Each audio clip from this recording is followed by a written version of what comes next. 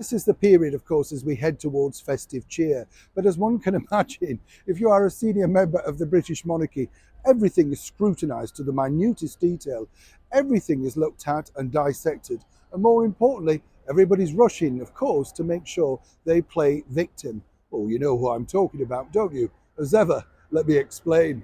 Hi, good morning. Neil Sean here. Nice to see you as ever. Thank you for joining me. By the way, lovely comments about our recent video regarding the very final appearance of a wonderful legend at the world famous London Palladium. Oh yes, if you haven't seen that video yet, do check it out.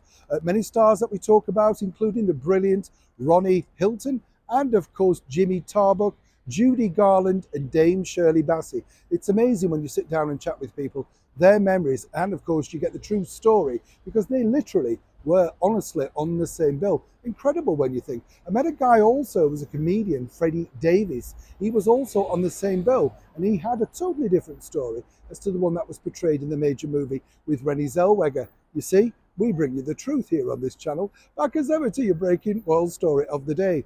Now, everybody loves, or literally everybody stopped, should I say, for this royal event on Christmas Day. That's right, at 3 p.m. across the land, no doubt across the world, we all sat down to marvel at the wonderful Queen's speech. She'd been there for 70 years, of course starting out on radio, and admitted herself that she was rather nervous when it was introduced to television. You see, then she had to bother, as she pointed out, about hair, makeup and frocks. Well, she didn't use frocks, but you know what I mean. Everything's dissected, isn't it? And that's the bigger problem. Now, the new problem that can happen, of course, is this. In recent years, Her Majesty the Queen used to sit in various rooms across Windsor or indeed Sandringham where she recorded certain messages. And everybody would look around to family artifacts, that sort of thing, presents that certain royal members had delivered.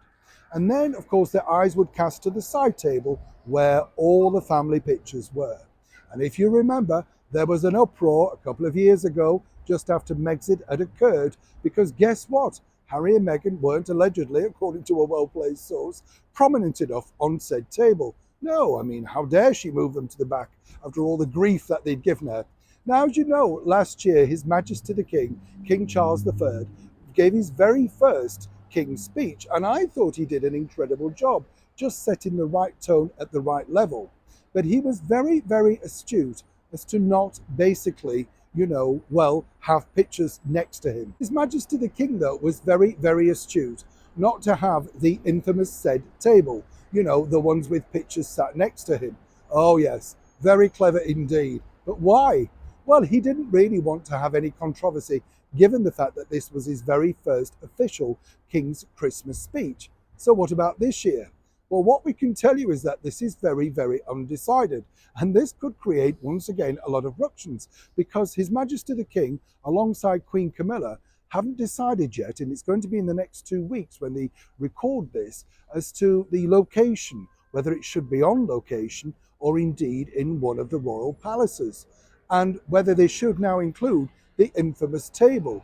You see, this is normally a nod as to who's in favour and who's out, and who really made the cut in that particular year. Her Majesty the Queen was very subtle in jewellery, pictures, and of course history surrounding her.